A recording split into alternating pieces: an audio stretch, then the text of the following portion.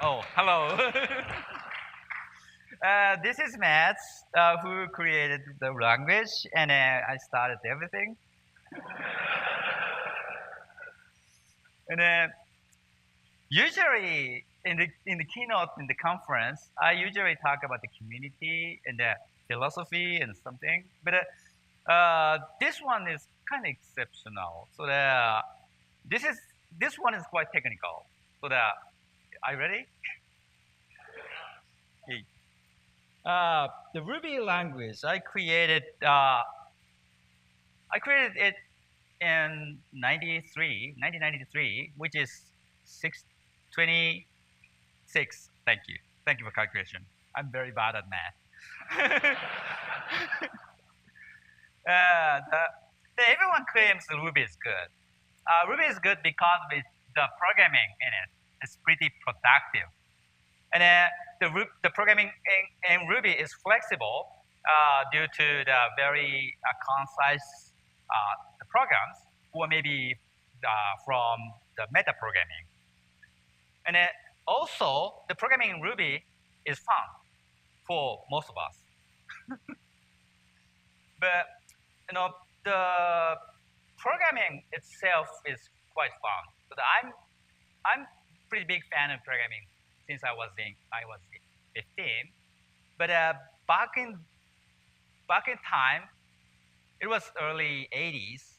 Then the only programming language I could use was the BASIC, which is kind of cool back then. And I started interested in programming language in general because of the language, the way to express our thought. So the designing a language is kind of the designing the human thought. That concept that attract me when I was a high school student. But back then, we didn't have internet in the 80s. And I couldn't learn about the computer science and how to create the programming language. And so I just gave up that idea at that time when I was 17 or 18 or something. Then I majored into, I entered into university, I majored in computer science, and I worked as a professional programmer for a while after I graduated from school. And then, yeah, I started programming Ruby to have joy.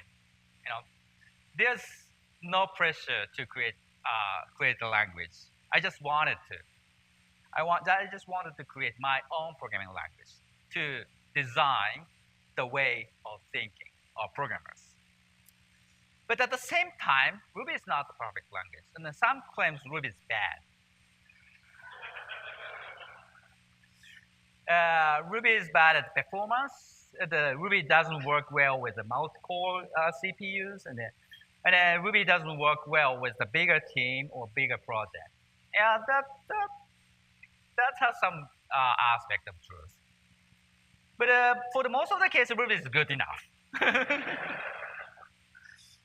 For the performance-wise, so the very big, so many websites and so many tools are written in Ruby, including very big sites like, say, Airbnb, or maybe some part of the Twitter or some. The Twitter story is pretty phenomenal. And in 2000, I don't remember, 7, when Twitter was started, it was a Rails application. But the Twitter architecture, which is based on the message streaming, is now very suitable for the database graph application, which is very suitable for Rails. But Twitter is not. So that they rewrote the new architecture, and based on the Scala programming language. So that back then, so many people claimed, okay, Twitter just gave up the Ruby, so we should, or something like that. But remember, Twitter was written in Ruby 1.8, which is very, very slow. And the Ruby 1.9 plus is far faster compared to the Ruby 1.8. Actually, the the core interpreter of the Ruby 1.8 was written by myself. And then Ruby 1.9 virtual machine is written by the smarter guy. So the big sites using Ruby, GitHub is written in Ruby on Rails, Airbnb uses Ruby, and Instacart uses Ruby, and the Cookpad company, which is one of the world's biggest recipe site in Japan, is written in based on Ruby. So that even those big sites, big services can be written in Ruby, so that your service can be written in Ruby. So that means Ruby is good enough, fast enough. And then in addition, the Ruby 2 improves the performance gradually. Like this graph, you can see the performance, the higher the better. The performance of the Ruby Rails bench is getting a little bit bigger each version. So that means Ruby is fast enough, and for most of the cases, and if you reach the limit, it's okay. For example, the Twitter.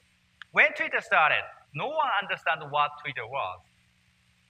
It was we called them the micro blog, and then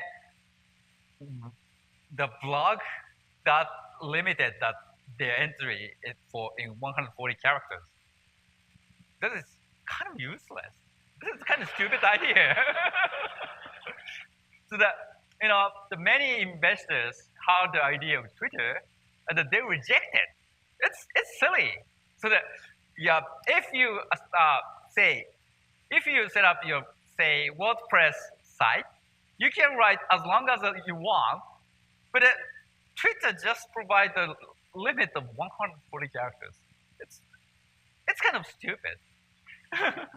But the Twitter people didn't give up, so that they put the microblog, then they put the search, mention, retweet, and then DM or something, and then they gradually define what Twitter is right now. And then, at that stage, the being written in Ruby is pretty crucial. It is flexible, so they can easy to change. They can experiment their new ideas. They gave us some of them. They use the many of them, so that they gradually form the idea of what Twitter is. Then Twitter became pretty popular. Then the users has grown, and then it is quite difficult to handle that kind of huge traffic, huge members, and a huge data. So at that point, they started migrating the newer technology, or maybe faster technology. But that means if that kind of situation happened in your service, it is success. It is success because you have tons of data, tons of traffic, tons of users, the very big business. So you got money, so that you got money to migrate your system, your service to, say, Java technology or whatever. That's okay. So the Twitter story is actually the success story for us. We help them to try out new ideas at the very early stage. And then, in addition, we keep improving the language and the implementation, so that we are moving the limit even farther. So that if Twitter was developed right now, so that they didn't have to move on to the other technology. Maybe the Ruby 2 is fast enough for them. I don't know. And we are trying to improve the performance even farther in Ruby 3. And we are planning to release Ruby 3 in late next year. Yeah, just plan. So the first improvement point is the GC, garbage collectors. When I talk with the people behind the big services, especially in China, the people claiming, okay, the Ruby virtual machine is fast enough for us, but the memory bottleneck is bigger. For most of the big sites, big services, memory is the first bottleneck. So that we need to improve the garbage collector. So that we have improved the garbage collector for the last several years since Ruby 2.0 is released in 2013. The Ruby 2.1 introduced the generational garbage collector. The Ruby 2.2 introduced the incremental garbage collector. And Ruby 2.6 released last December introduced the transient heap. And the Ruby 2.3 we are working on the object compaction which will be released with the Ruby 2.7 this next December. So let me introduce these technologies. The generational garbage collector is the technique to improve the GC time. In general, objects live short. So most objects created die young. So treating these new objects, newly created young objects, especially, that could reduce the garbage collection time. Then separating generation. If the object survives the one garbage collection, so that it will promote it to the older generation. And then you don't have to scan these old objects because those objects live longer than the normal objects. So but sometimes these kind of the long-lived object is filling the memory. So that we sometimes use the major or full garbage collection to collect all of data, including these older objects. So we have to maintain the remember set, which is the bookkeeping of the younger object younger object reference from the older object. So that we need to introduce the right barrier to maintain that kind of the remember set. So the Koichi, which is in charge of the garbage collector and the virtual machine, so we implemented the Algen GC, which is the restricted generational garbage collector, which is the Ruby garbage collector was the traditional mark and sweep garbage collector for a long time. But to make it generational, we need to add a right barrier to every corner of the language implementation. So that it is kind of heavy burden. So that he introduced the gradual way to moving toward the generational garbage collector. So that he picked one class at a time to add the garbage collector, add the white barrier to maintain the remember set for the garbage collector. That right barrier can be used as the incremental garbage collector. Then the incremental garbage, I'm sorry. Incremental garbage collector is the stop the garbage collector in between of the marking phase, so that the garbage GC pass type can be split into many pieces. So that when the object is allocated so many, so the garbage pass time cannot be ignored.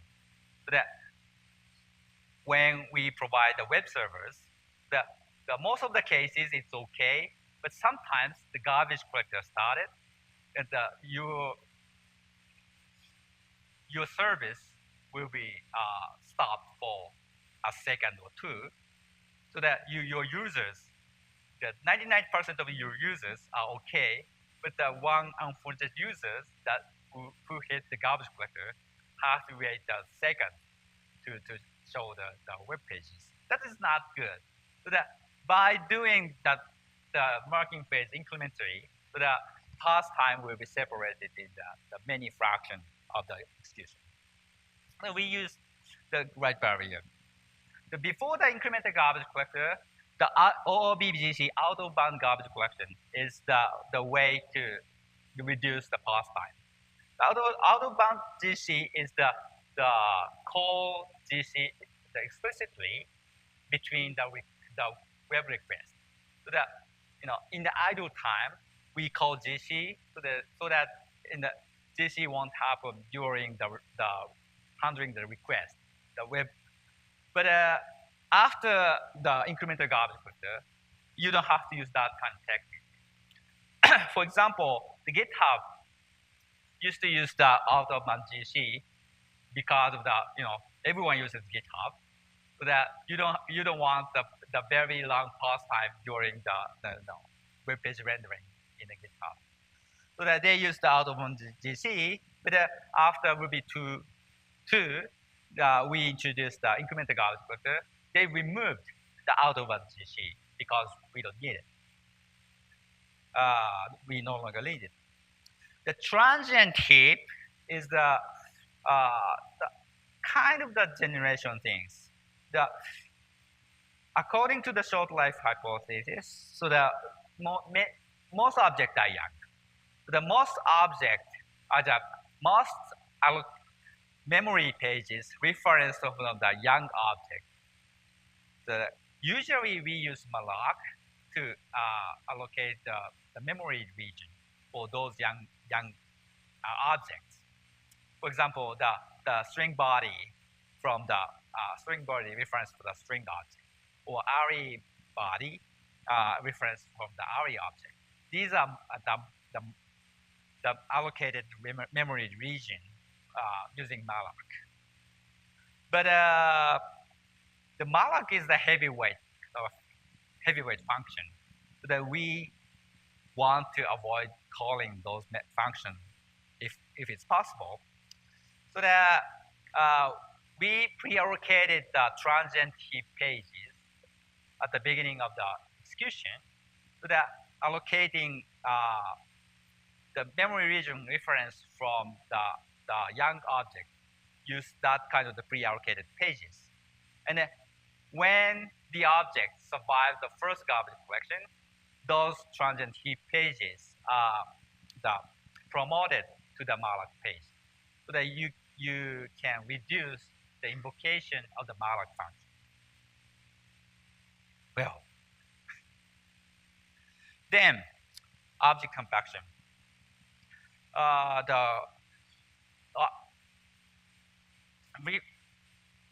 Free and allocating and freeing objects cause the fragmentation.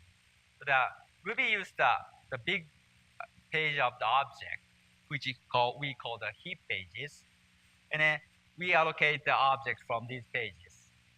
But some survives, some did not. So that we have some pages only one object is alive.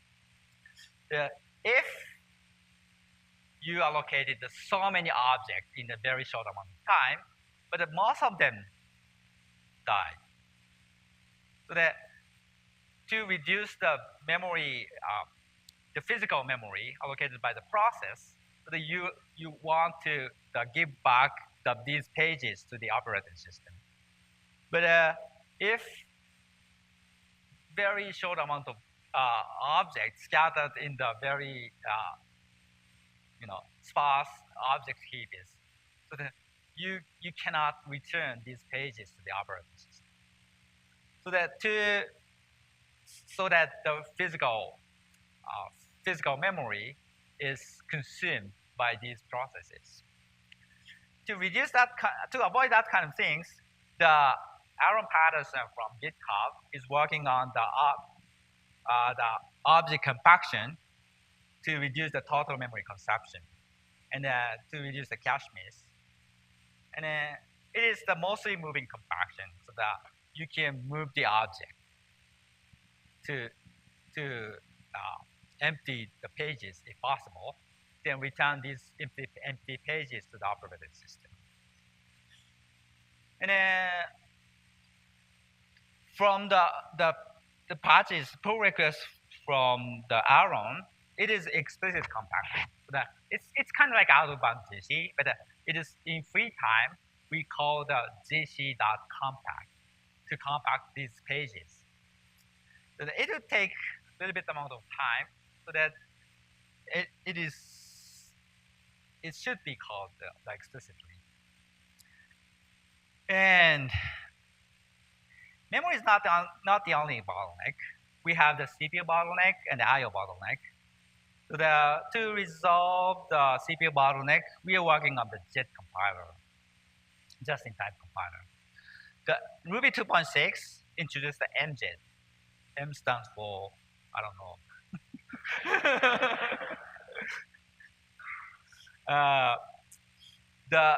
It compiles Ruby bytecode to C, then compile C using GCC or clang, and then dynamic load the compiled object code, which is kind of insane. But it is some merits. But it is portable because the GCC is ubiquitous, and it supports so many operating systems and so many CPUs. And then the JIT compiling is heavily rely on the CPU, so that supporting Intel or PowerPC or whatever is kind of burden. But by using GCC, we don't have to worry about that kind of things. And GCC is quite reliable. It has more than 20, maybe 30 years of history.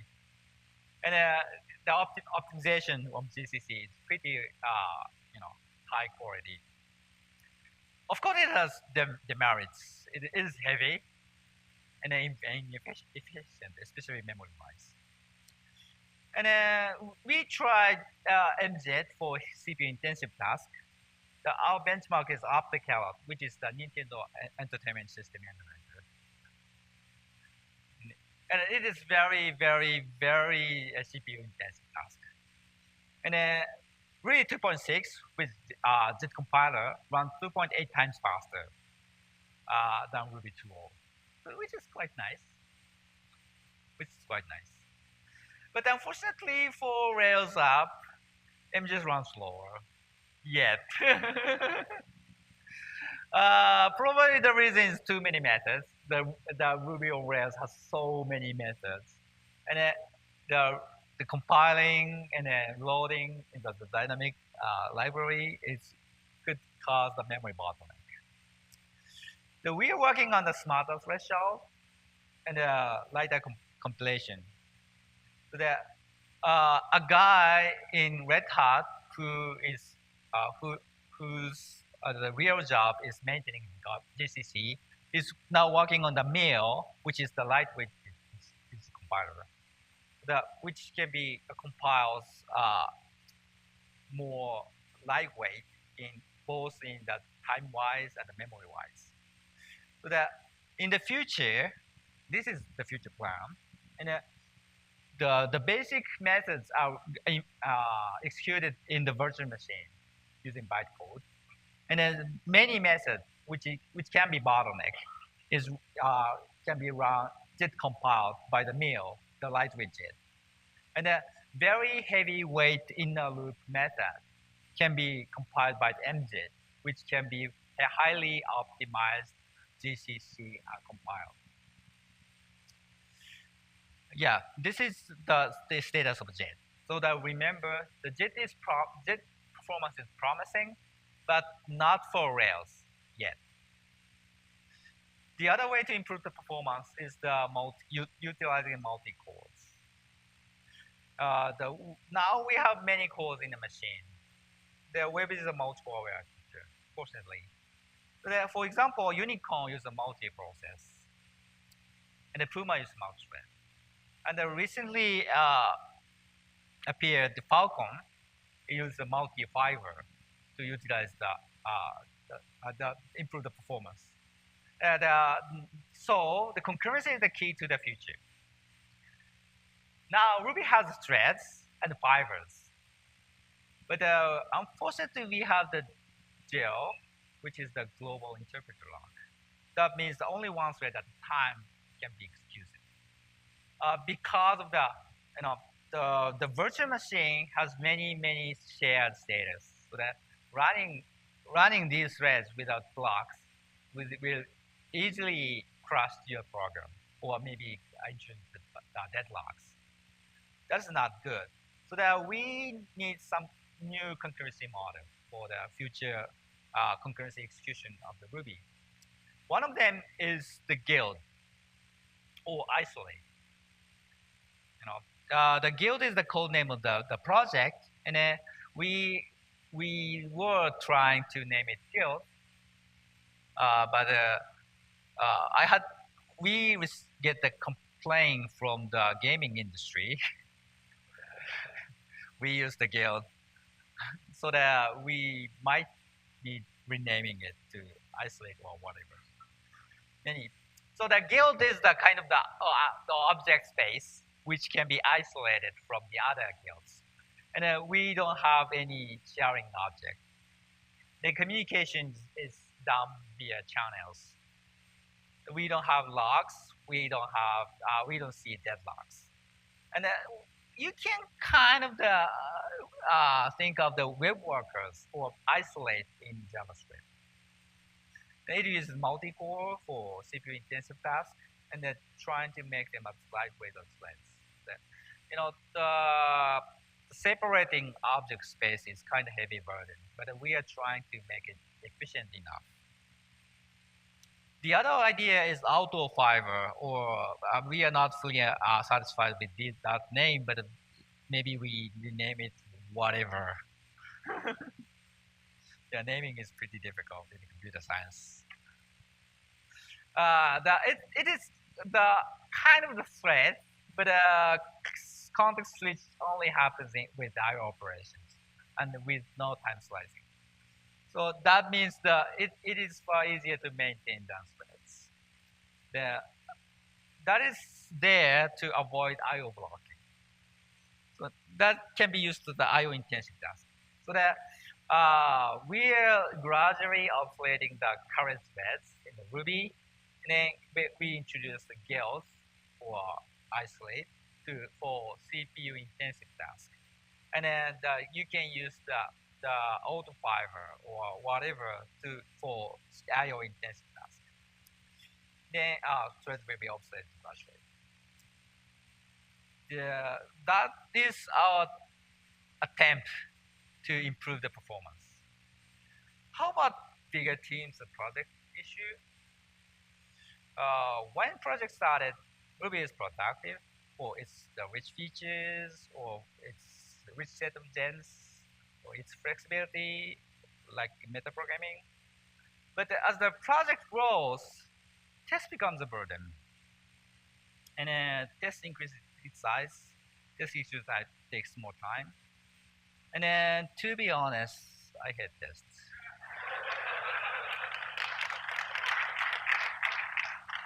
Yeah, I do write tests. Yeah, I'm not going to ignore them, but I don't like them. It's not dry. So, but we do write tests anyway.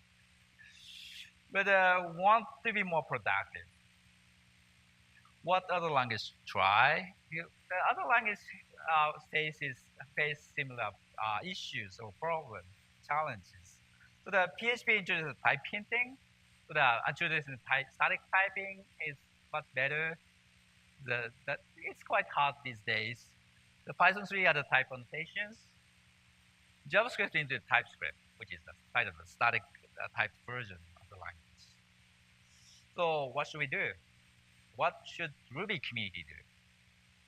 Adding type annotations like PHP or Python? Yeah, they are great language. They are more popular than Ruby. Adding type annotation? What do you think? No.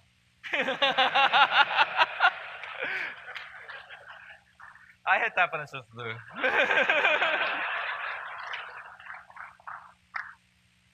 Because it's not dry. Your Ruby program currently run without any type notation, so that it's not fundamentally needed.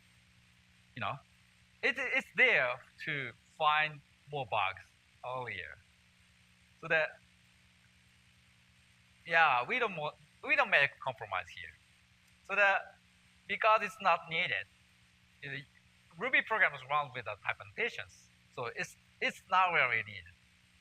So that we have a plan for Ruby3. We are going to introduce the components to support the static typing in Ruby3, which are these. The first one is the type definition syntax. The second one is the type definitions for libraries. The third one is type profiler to generate the RB files. And the third one is the static type checkers. Type definition syntax is the separate file that contains the type information of your Ruby program or the Ruby programs. The separate file that describes types. That describes the argument types, return value types, the class and module, and the interface, which describes the kind of dark typing.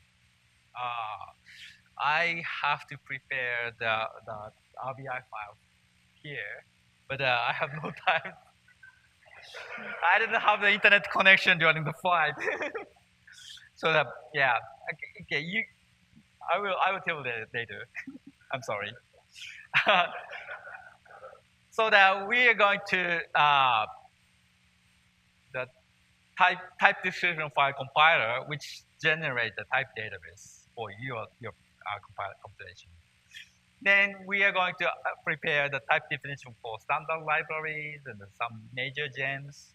And then we are also going to add a way to add the type definition for your gems. Standard libraries, gems to be defined. Then we are going to add a type profiler. Type profiler is rely on the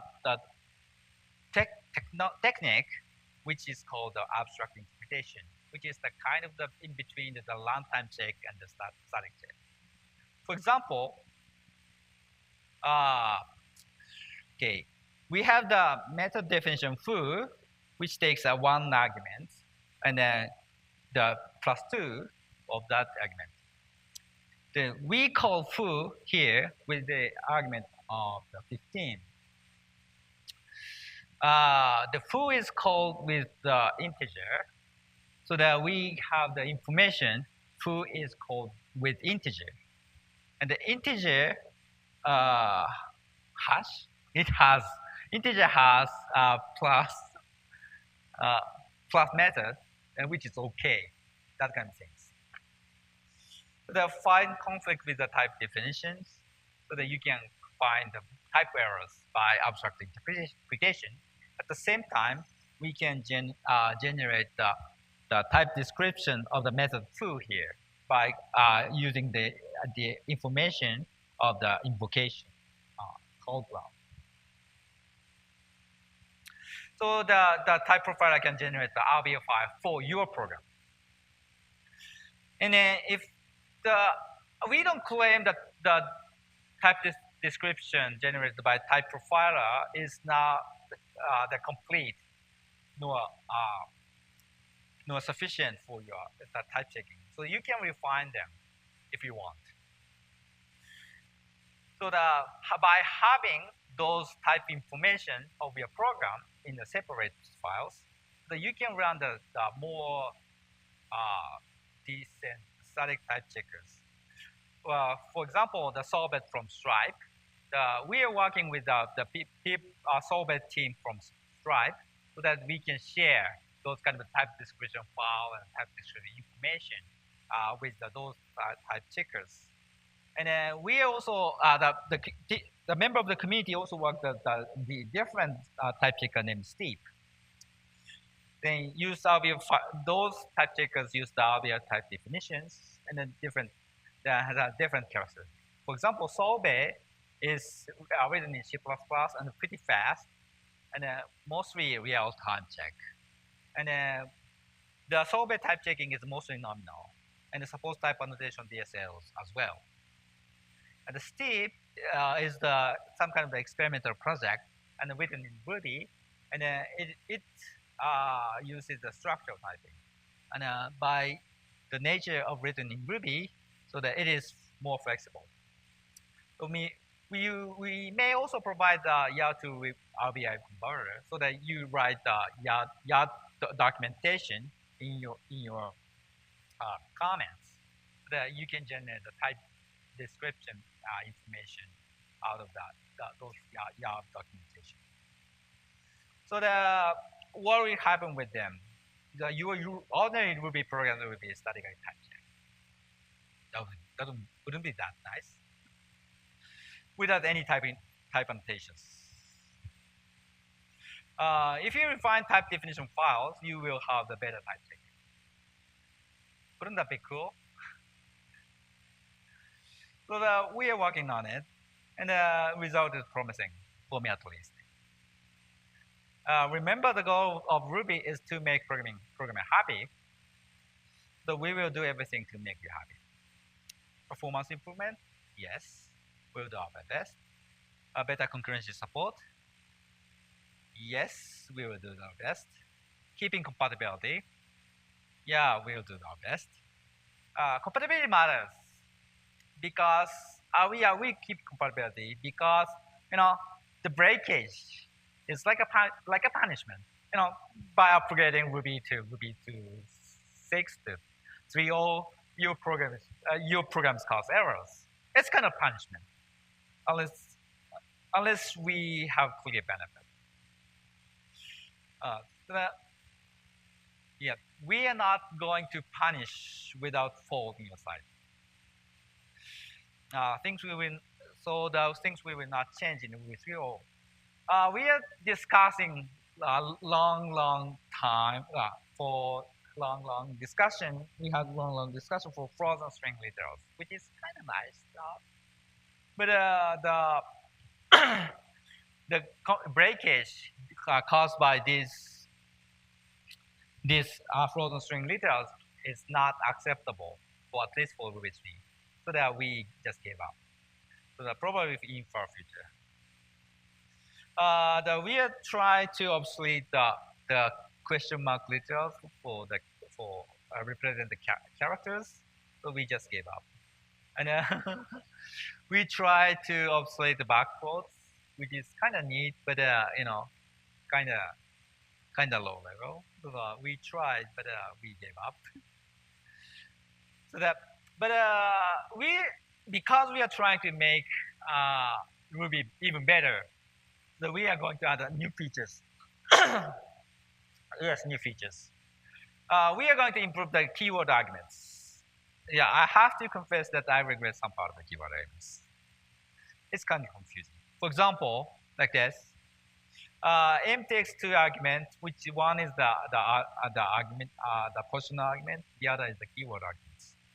Then the print those 2. So if you call the method M with key column 5, what should happen? That would be this.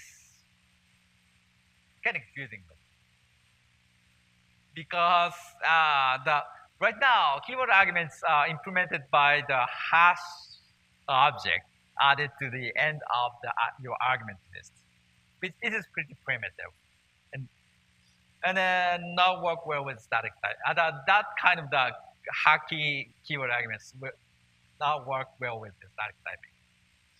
So we will revisit them. In the Ruby 3.0, we are working to reduce the backward incompatibility, but this is, I think, the only major incompatible change in Ruby 3. And then we are going to add implicit block parameters like this. @1. @1 represents the first argument of the block. Yeah, it is ugly, but we are working on the characters, but we are going to add something. And then we are going to the pattern matching. Not regular expression. We already have them for a long time. but as in functional programming language, like this. We use case and in keyword. This is current prototype. The if object is the argument, which first argument is the symbol foo, which match, and the second argument is assigned to the variable a. And if object is the argument with the single symbol element, so that it will match the second class. And if object is anything else, which matches the underscore, so print therefore, that kind of things. So that we are going to add those kind of change to make Ruby even nifty. Okay, we need to survive to provide benefit to our users, Ruby users, the community, and to sustain our lives. It's okay if Ruby dies. It's okay for most of you because of that. Okay, you can change to say Python or JavaScript or whatever, but for me, it's crucial.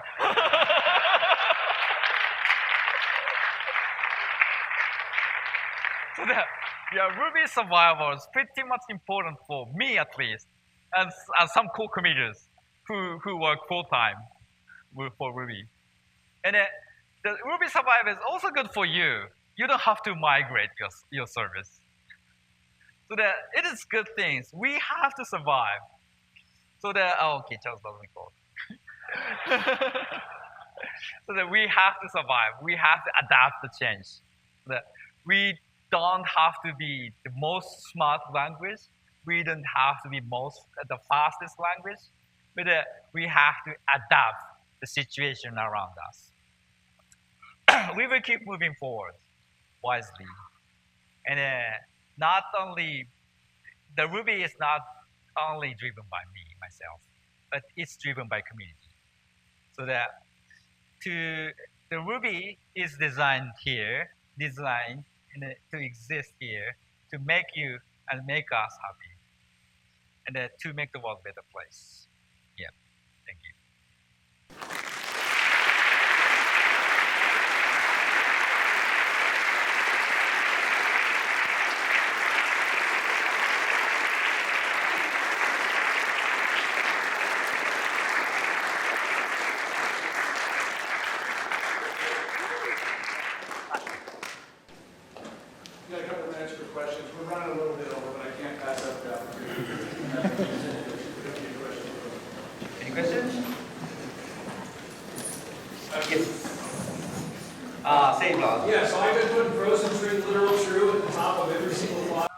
That wouldn't be removed. That's okay. That's okay.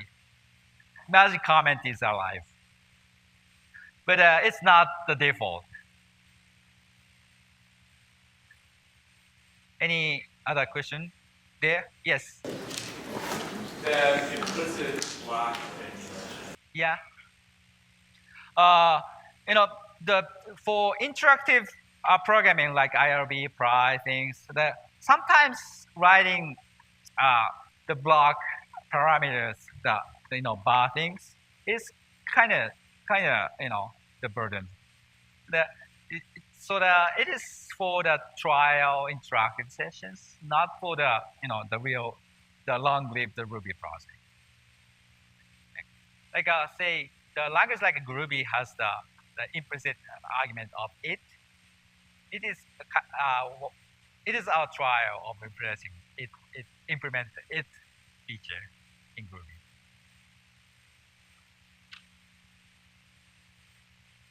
Is there going to be pattern matching for the method definitions or just for the case statement?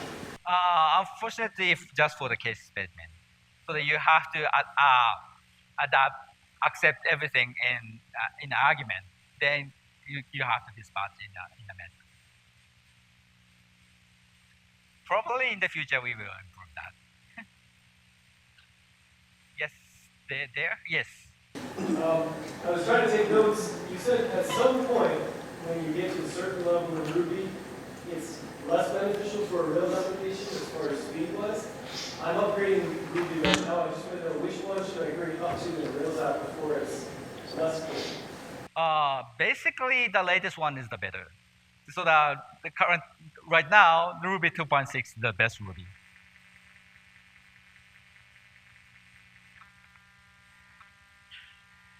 Any other questions? Yes.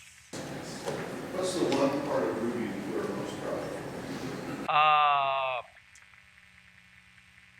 I don't know, the community.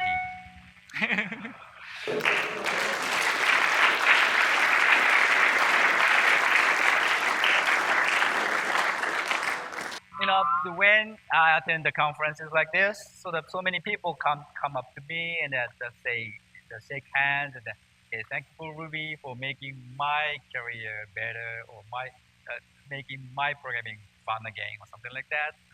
That is my honor.